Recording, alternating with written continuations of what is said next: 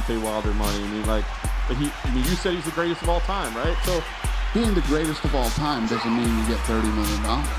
Being able to sell. Jon Jones has done a lot of things to himself. He's saying, in one of his tweets, he was saying that I tarnished his life. I tarnished you? You've done a very good job of tarnishing you.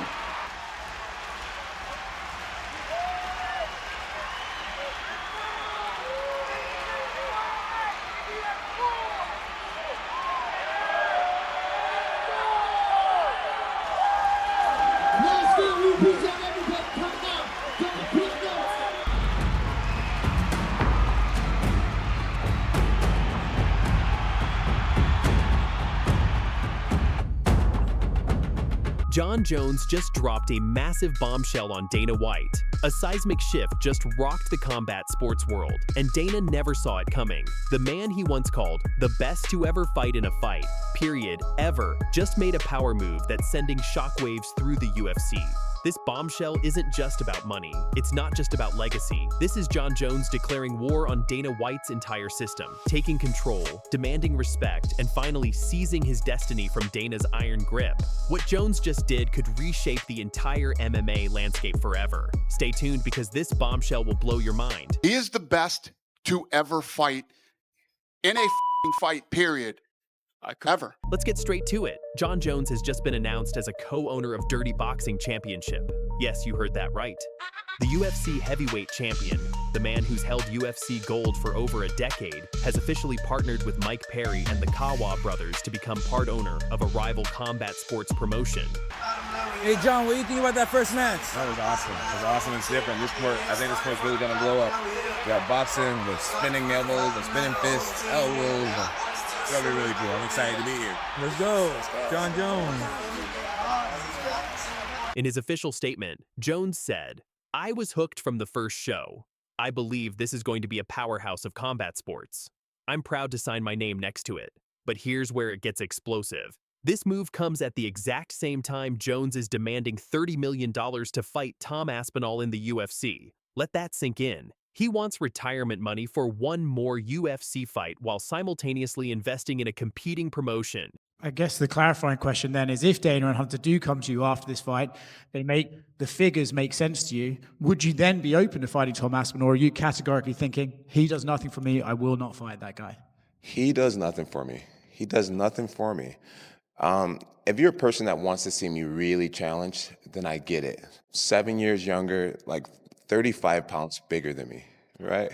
I get it. It's like, wow, this John's so good. We finally found someone way younger and way bigger than him.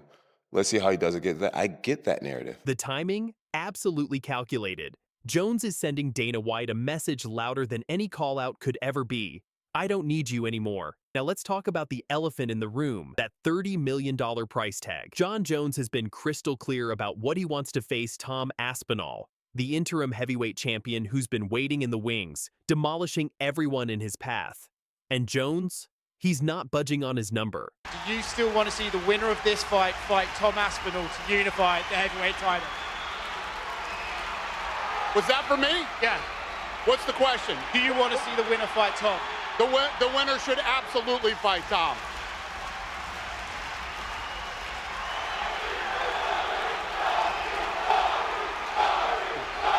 Who's got the next question? Knock it off. Question for Michael Chandler. All in. Critics say he's pricing himself out of the fight. Supporters say he's finally demanding what he's worth. But here's the reality. Jones has been down this road before. Remember 2020? When Jones demanded proper heavyweight money to fight Francis Ngannou. Dana White claimed Jones wanted Deontay Wilder money, around $30 million. Jones denied it on Twitter, called Dana a liar, and the fight never happened. Jones walked away from his light heavyweight title and disappeared for over 2 years. I saw a lot of people saying, like, why can't he make Deontay Wilder money? I mean, like, the MMA world is pretty aware of something tonight. Francis Ngannou is in that building, and you are going to be in the building as well. What are your thoughts on potentially crossing paths with one Francis Ngannou? I've met Francis before. He's a sweetheart of a guy. Outside of the fight game, he's a pretty respectful guy. I can be really respectful as well. And I'm looking forward to seeing him, brother. Giving him some knuckles. If we're not fighting, there's no reason to have a bunch of beef, especially when we see each other in person. It's cool to talk trash and keep the fans excited and stuff like that. But if there's no fight contract, Well, we're bros at the end of the day. Now history is repeating itself. Jones returns, captures the heavyweight title by submitting Cyril Gane in under 3 minutes, defends it against Stipe Miocic, and when it's time to fight the actual #1 contender, Tom Aspinall, he says 30 million or I'm not fighting.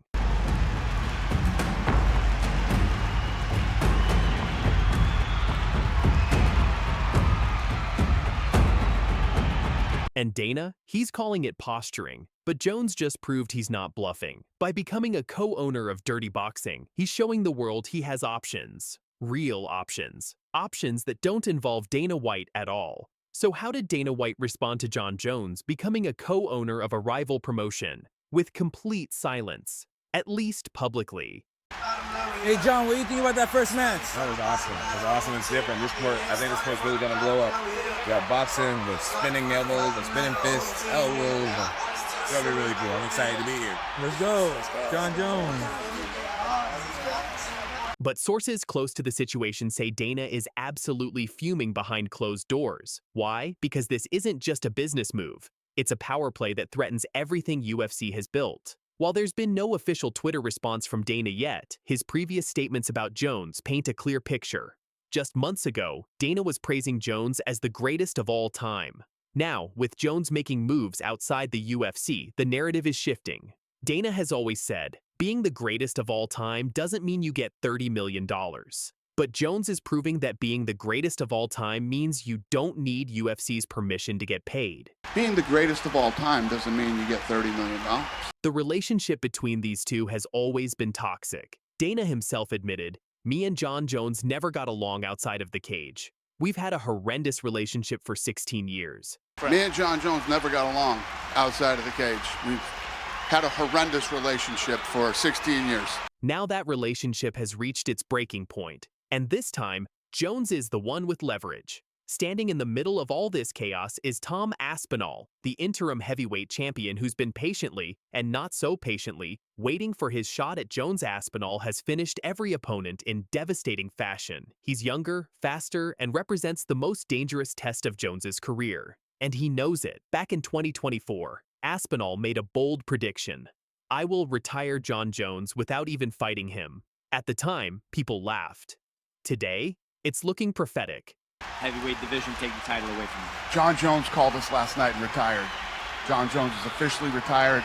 Tom Aspinall is the heavyweight champion of the UFC. Because Jones isn't just avoiding the fight over money, he's avoiding it strategically. At 37 years old, with all the miles on his body, with his legacy already cemented, why risk it all against a killer in his prime for anything less than life-changing money? Aspinall even said he'd want $30 million to fight himself. He gets it. But the fans, they feel cheated. They want to see if the GOAT can still beat the next generation. That's justified, him asking for that? Oh, absolutely. Absolutely. I think with what he's done in his career, he should get that much money. And fair play. If he gets it, that's amazing. Good for him. Instead, Jones is talking about fighting Alex Pereira, who just lost his light heavyweight title. A more favorable matchup, a bigger name, less risk. Tom Aspinall is out there calling him scared. Fans are questioning his legacy. And Jones, he's investing in Dirty Boxing and making business moves that suggest he may never step back in the UFC octagon. Here's what everyone needs to understand. This isn't just about Jon Jones. This is about fighter empowerment.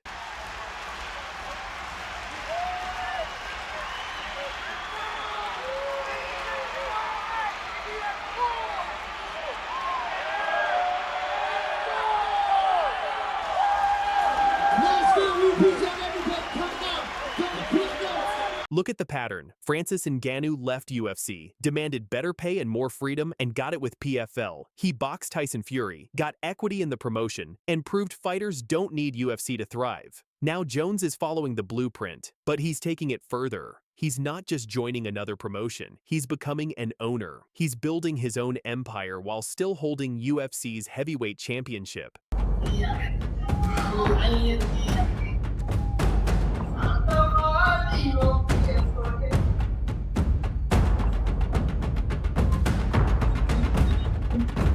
Jon Jones wants $30 million to fight Tom Aspinall, Dana White won't pay it, and instead of sitting around waiting, Jones is building his own combat sports empire with Dirty Boxing Championship.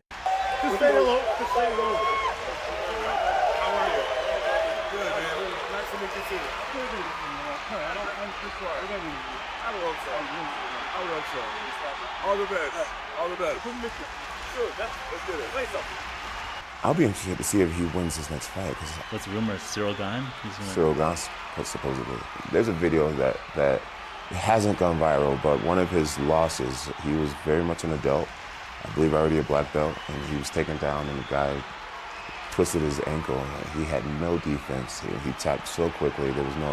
I had a fight where I got arm barred and I was literally willing to let somebody break my arm before giving up. This is Vitor Belfort. Vitor Belfort with Tom.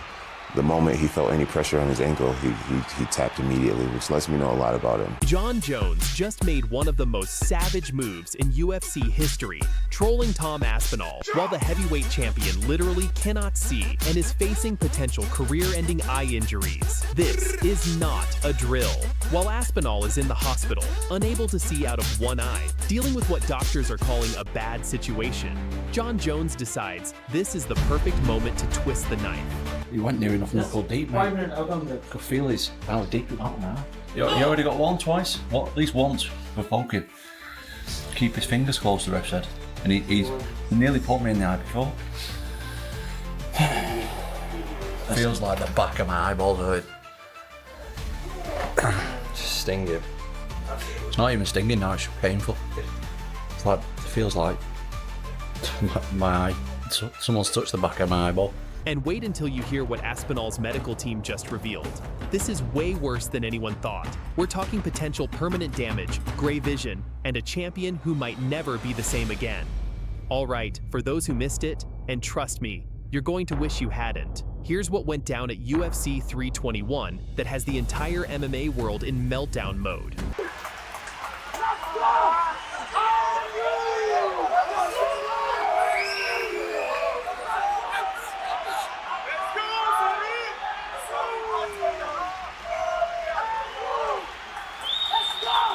Saturday night in Abu Dhabi, Tom Aspinall, first undisputed heavyweight title defense against Cyril Gane, the same guy Jon Jones submitted in just 2 minutes back in 2023. This was supposed to be Aspinall's moment, his vindication. After 2 years of Jon Jones holding the division hostage, refusing to fight him, demanding legacy fights with Stipe Miocic, Aspinall finally gets elevated to undisputed champion this summer when Jones retires.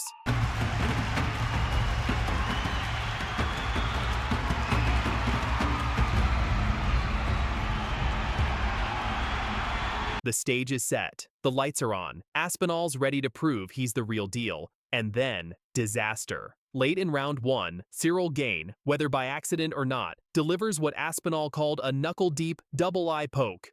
Both eyes, at the same time. Cyril Gane in black. Tom Aspinall. Moving into Aspinall. Oh, nice connect. Aspinall goes hot. And Cyril Gane was ranked higher than Tom. Quick jab from Gane. Don't love the spinning. Leaky here early. He's even scared. The wolf. Look like an eye poke there as Gane. The fight's waved off. Aspinall's stumbling around the cage. The crowd is booing. Gane's apologizing. The doctor steps in. No contest. Aspinall gets rushed to the hospital. And the heavyweight division, back in complete chaos. But here's where it gets insane. 3 days have passed. Tuesday rolls around, and Aspinall's father and head coach Andy drops an update that has everyone in the fight world absolutely horrified. It was really bad how it looks. And he said, you can't train your eyeball to be stronger. It is what it is. You've protection here and here, but he obviously got no protection because the fingers were straight in. The fight should have been stopped. He couldn't see. It was a foul. He couldn't see. Then you can't fight. You know, if he'd have got knocked out with a head kick next, then it would have been worse. Listen to this carefully, because this is serious. Tom Aspinall, the UFC heavyweight champion of the world, 3 days after the eye poke, still cannot see out of his right eye. Not blurry, not a little fuzzy, nothing, just gray, complete gray, His left eye, only 50% vision, doctors put him through vision tests. He could barely read 4 letters before everything became impossible to see. Andy Aspinall, speaking on Tom's YouTube channel, said the doctors told them, and I quote, "It's bad. It's not good." His eye wasn't following properly, so the muscles weren't working strong enough to go this way. This one just wasn't working that good at all. So we've got to have additional tests further this week, and Moyes is sorting the tests out for us. And he's got to have a CT scan. They ran multiple tests. The good news? Nothing's torn behind the eye. The terrifying news? The doctors said that sometimes when eyes heal from this kind of trauma, they can become displaced and stay that way permanently. The eye muscles aren't working properly. The vision isn't following correctly. They need CT scans to check if the bones are damaged. Andy made it crystal clear. Forget the belt. Forget the rematch. Forget everything. This is about his son potentially losing his sight. And Jon Jones, he saw all of this happening and decided to strike. I'll be interested to see if he wins his next fight. Cause what's the rumor? Cyril Gane? Cyril Gane, supposedly. There's a video that hasn't gone viral, but one of his losses, he was very much an adult. I believe already a black belt, and he was taken down, and the guy twisted his ankle. He had no defense. He tapped so quickly. There was no... I had a fight where I got armbarred, and I was literally willing to let somebody break my arm before giving up. This is Vitor Belfort. Vitor Belfort. With Tom, the moment he felt any pressure on his ankle, he tapped immediately, which lets me know a lot about him. So picture this scene. Tom Aspinall is in England, can't see out of one eye, going through battery after battery of medical tests, facing the possibility that his career, maybe his life as he knows it, could be over. And Jon Jones, the man who refused to fight Aspinall for 2 years, who held the belt hostage, who finally retired rather than face him, decides this is his moment. Hours after UFC 321 ends, Jones makes his move, and it's cold-blooded. You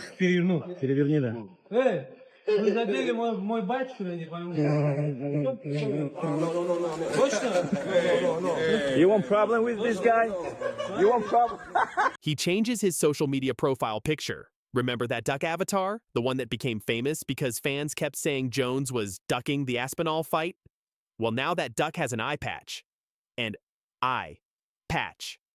While Aspinall literally cannot see, Jones is posting a one-eyed duck mocking the situation. This is the same Jon Jones who has poked more opponents in the eyes than almost any fighter in UFC history. The same Jon Jones who's been warned, penalized, and criticized for eye pokes throughout his entire career. And now he's using Aspinall's potentially career-ending eye injury as a meme. Just say hello. Just say hello. How are you? Good, man. Nice to meet you too. I hope so. All the best. All the best. Let's do it. Say something. But it gets even more interesting. While he's trolling Aspinall with the eye patch duck, Jones also responds to Alex Pereira's call-out, saying, "Alex, I'd be down to bring the highest skill level to the White House. I appreciate the respect you showed. Let's dance." So let me get this straight. Jones retires because he doesn't want to fight Aspinall, then trolls him when he gets injured, then calls out the light heavyweight champion. You've got one camp saying Aspinall should have been able to continue, questioning his toughness, pointing out that Gane was probably winning the round, suggesting maybe, Aspinall saw an opportunity to get out of a fight that wasn't going his way. Aspinall himself, immediately after the fight got stopped, yelled at the booing crowd, "I just got poked knuckle deep in the eyeball." What the fuck's sake? Why are you booing? What am I supposed to do about it? I didn't do the poke. I can't see. Guys, I just poked knuckle deep in the eyeball. What? Why are you booing? What am I supposed to do about it? I didn't do... Oh, I can't see. Tom, they should not be booing. I agree with you. You waited a long time for this moment. Talk to the disappointment of this being how it ends. Listen, the fight was just getting going. Complete pissed off. And he's right. What was he supposed to do? Fight blind? Risk permanent damage? Lose an eye to prove he's tough? So where does this absolute mess go from here? Dana White confirmed a rematch between Aspinall and Gane is likely next, if, and this is a massive if, Aspinall's vision fully recovers. But right now, we don't know if that'll happen. The medical team is waiting. Time will tell.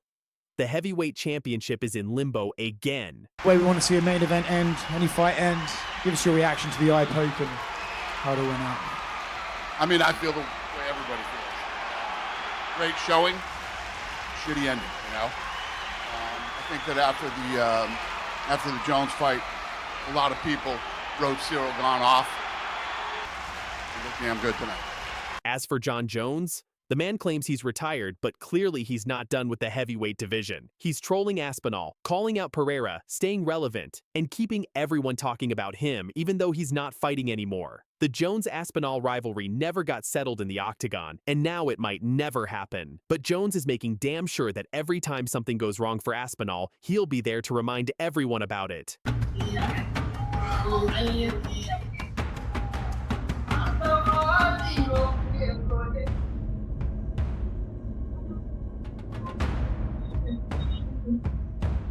I'd love him to have a very highly paid boxing match.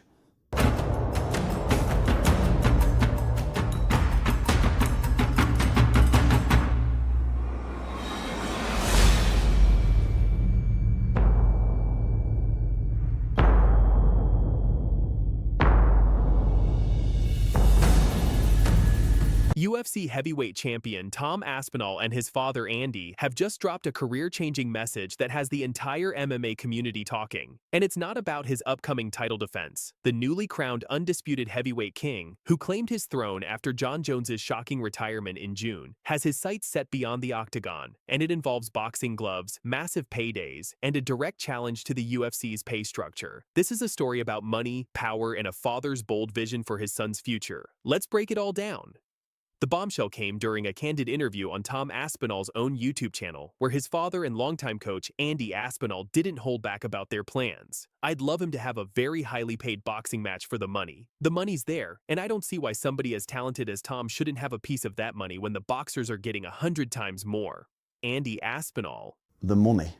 I'd love him to have a very highly paid boxing match. For the money. You know, the money's there, and I don't see why somebody as talented as Tom shouldn't have a piece of that money when the boxers are getting 100 times more than 100 times more. But here's where it gets even more explosive. Andy Aspinall took direct aim at the UFC's compensation structure, stating bluntly, the UFC ain't paying that type of money. The UFC ain't paying that type of money. This isn't just wishful thinking from a proud father. This is a calculated business statement from the man who's coached Tom since he was a child and helped guide him to the pinnacle of mixed martial arts. The timing couldn't be more significant. Tom Aspinall is set to make his first undisputed title defense against Cyril Gane at UFC 321 in Abu Dhabi on October 25th. But even with championship gold around his waist, his camp is already looking beyond the octagon for what they see as the real money. All right, now, UFC 321, October 25th, Etihad Arena in Abu Dhabi. Tom Aspinall will face Cyril Gane. Aspinall has 15 wins, and all of them are by finish. Gane is the #1 ranked heavyweight. You can go to, tickets go on sale this Friday. Let's talk numbers, because that's what this is really about. Andy Aspinall didn't mince words when describing the financial disparity between boxing and MMA. According to Andy, boxers are earning more than 100 times more than UFC fighters. To put this in perspective, while top UFC champions might earn millions per fight, boxing's biggest stars regularly command $20 to $50 million purses, sometimes even more. Francis Ngannou proved this point when he left the UFC heavyweight championship behind to pursue boxing riches, reportedly earning around $10 million for his debut against Tyson Fury, potentially more than he made in his entire UFC career. So what was the holdup with the UFC? Like, what led you to not sign? There was a lot of frustration over the years. I think since my fight against Stipe, my first fight against Stipe, my relation with the UFC never been the same. Really? I felt like I wasn't in the right place. Then I get the Derek Lewis fight, who was like the worst fight, and that didn't help me at all. You win the Cyril Gane fight. Then what happened? I have no guarantee that signing this contract, I will not get into what I have been to in the past 3 years. So how about we change something that will make me feel secure? And what did you want to change? A lot of things. But here's the kicker. Andy Aspinall revealed something shocking about his son's current earnings compared to other athletes. An American footballer. He's earning a tiny fraction of what they're earning, and he's one of the best in the world at doing what he does and not getting paid enough. An American footballer who we've talked to when we've been in America, He's earning a tiny fraction of what they're earning.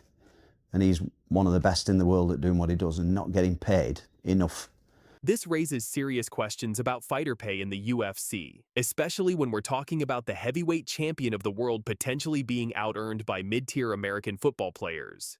This isn't just talk. The Aspinalls have a strategic plan mapped out. Andy outlined a clear timeline for his son's immediate future that could set up a massive boxing payday. October 2025, UFC 321 versus Cyril Gane in Abu Dhabi. Tom Aspinall will face Cyril Gane. Aspinall has 15 wins, and all of them are by finish. Gane is the #1 ranked heavyweight. UFC 321, October 25th, Etihad Arena in Abu Dhabi. Andy's ultimate goal, simple and direct.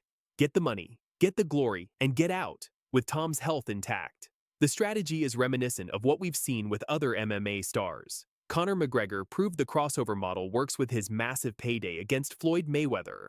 Francis Ngannou followed suit by leaving the UFC to pursue boxing riches. But here's what makes Aspinall different. He's doing this as the reigning champion, not after losing or being stripped of his title. That gives him incredible leverage. So, who could Tom Aspinall potentially face in the boxing ring? The heavyweight division is currently dominated by unified champion Oleksandr Usyk, who holds all 4 major titles after his victories over Anthony Joshua and Tyson Fury. Oleksandr Usyk putting on the performance in the leg touch. Back on the legs. Back on the legs. The champ is in real trouble here. So much. No.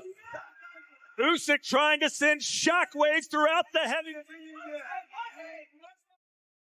Not give one shot, or not take one shot, but he has to give. Interestingly, Usyk has previously expressed interest in trying MMA, which could set up the ultimate two-sport crossover. Aspinall boxing Usyk, then Usyk entering the octagon. Other potential opponents could include Tyson Fury, if he returns from retirement, Anthony Joshua, looking to rebuild, Deontay Wilder, always a knockout threat. The appeal for boxing promoters is obvious. Aspinall brings legitimate knockout power and an undefeated record as UFC champion. His highlight reel of 1-minute knockouts proves he has the finishing ability that boxing fans crave. This puts the UFC in a difficult position. They've just crowned a new heavyweight champion after Jon Jones' retirement, and now his team is already publicly discussing an exit strategy. The problem for Tom Aspinall a lot of the time was not only finding trade. Oh! What a finish! That's it! Wow! Knockout for Tom Aspinall in his debut! Watch Got this. ourselves a prospect. Beautiful. Knee to the midsection. Bang, bang. 1-2 follows right on the chin.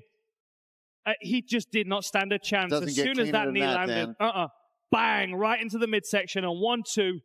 Very nice. And he measured the right hand early as well. Dana White and the UFC brass have historically been resistant to allowing their biggest stars to pursue boxing while under contract. But the Aspinalls aren't asking for permission. They're making a statement about fair compensation. The broader implications are massive for the sport if the reigning heavyweight champion can't be adequately compensated by the world's premier MMA organization. What does that say about the entire fighter pay structure? This could be the catalyst for significant changes in how the UFC approaches compensation for its biggest stars, especially champions who have proven their drawing power. Tom Aspinall's father has thrown down the gauntlet, not just to potential boxing opponents, but to the UFC itself. The message is clear. Pay your champions what they're worth, or risk losing them to boxing's lucrative landscape. With Aspinall set to defend his title in just 7 weeks against Cyril Gane, all eyes will be on Abu Dhabi.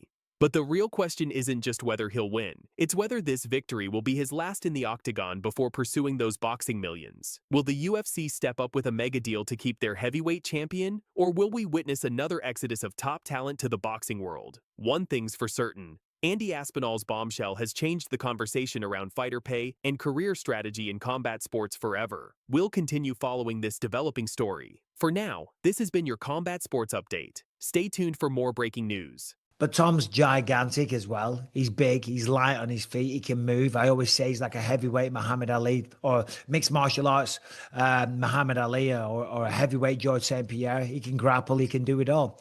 And we saw what happened with Cyril Gane against Jon Jones. So more than likely, I mean, I heavily lean towards Tom Aspinall in this fight, but it's mixed martial arts. If Cyril can stop the takedowns, then this gets very interesting.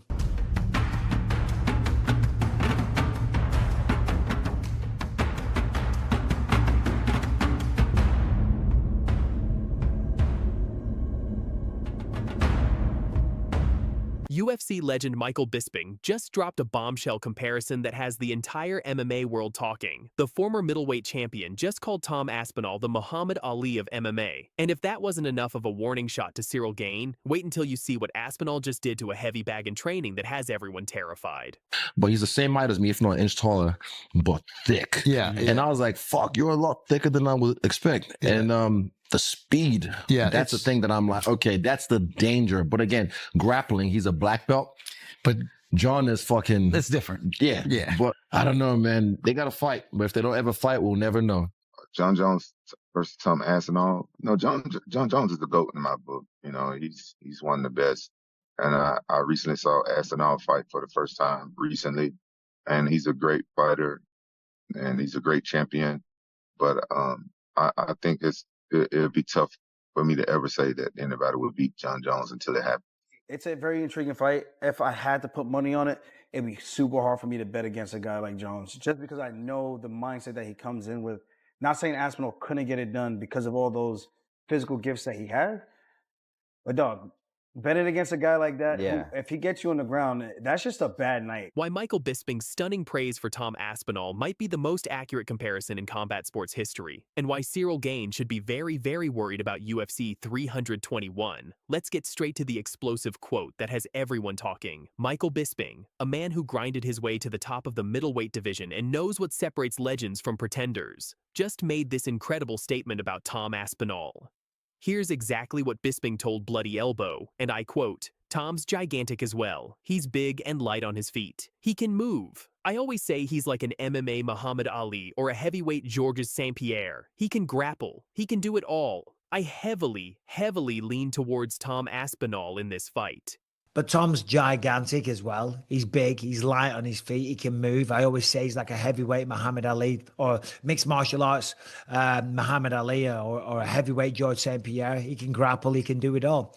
And we saw what happened with Cyril Gane against Jon Jones. So more than likely, I mean, I heavily lean towards Tom Aspinall in this fight, but it's mixed martial arts. If Cyril can stop the takedowns, then this gets very interesting. Now, when a UFC legend compares someone to Muhammad Ali, you listen. This isn't just about footwork. Ali revolutionized boxing by moving like a dancer while hitting like a truck. Aspinall is doing the exact same thing in MMA. We're talking about a 6' 5" heavyweight who moves like he's fighting at middleweight. The Ali comparison goes deeper than just movement, though. Both fighters possess that rare combination of physical gifts and mental sharpness. Ali could outthink opponents just as easily as he could outbox them. Aspinall shows similar fight IQ, reading opponents and striking at the perfect moment. Watch this hand. He constantly distracts you with the lead hand. So he's keeping you busy with this before he starts to turn and starts to do these kicks. This comes first, is the front hand look. Watch how he just pulls it out before he does anything. And he does that every time he occupies the front hand and then works his attacks off it, which is high level fight IQ stuff from Jon Jones. But he's one of the smartest fighters ever. Let's talk about why this comparison makes perfect sense. Tom Aspinall isn't just another heavyweight champion, he's rewriting the entire playbook. This Manchester native has finished 6 top 10 opponents in under a round each. Think about that for a second. 6 elite heavyweights, all finished in less than 5 minutes combined. Tom Aspinall a lot of the time was not only finding trade. Oh! What a finish! That's it! Wow! Knockout for Tom Aspinall in his debut. It's a prospect. Beautiful. Knee to the midsection. Bang, bang. 1-2 follows right on the chin. We're talking about dominant wins over Alexander Volkov, Curtis Blades, Andrei Arlovsky, and of course that stunning first-round knockout of Sergey Pavlovich that earned him the interim title. Then he avenged his only UFC loss against Blades with another 60-second knockout at UFC 304. The scary part? Aspinall moves like a middleweight trapped in a giant's body. He's got that rare combination of speed, power, and fight IQ that we haven't seen in the heavyweight division since, well, maybe ever. Can't be reckless and Curtis. Can't take the big reactions. Yeah, that's Curtis a nice combination. Curtis by can't. but the right sinks it down. Aspinall. Blades nearly down and out early. That's it. But if Bisping's Ali comparison wasn't enough of a warning to Cyril Gane, Tom Aspinall just shared a training video that has the entire MMA community absolutely shook. We're talking about a video where Aspinall hits a heavy bag so hard that he literally breaks it clean off its chains. This isn't just about power. Any heavyweight can hit hard. This is about the precision and technique behind that power. The fact that Aspinall can generate this kind of force while maintaining retaining his legendary speed and movement, that's what nightmares are made of. Aspinall has also welcomed a new coach into his camp specifically to help break down the puzzle that Cyril Gane presents. The champion is taking this fight seriously, and rightfully so. Gane represents his toughest test to date. You know, there's the guys who I've trained with from my experience who in the gym are absolute killers, absolute world beaters, and they'll get in a fight and they'll just freeze up and it doesn't work like it does in the gym. They fight way worse. And there's other guys like myself, anytime there's pressure on me, that's when I've done my most devastating performances. Oh, talk's just talk to me, mate. It doesn't matter. Like, at the end of the day, we're both going to take our shirts off, get a pair of gloves on and go in there and see who wins on October 25th. So it's not really going to change anything, to be honest.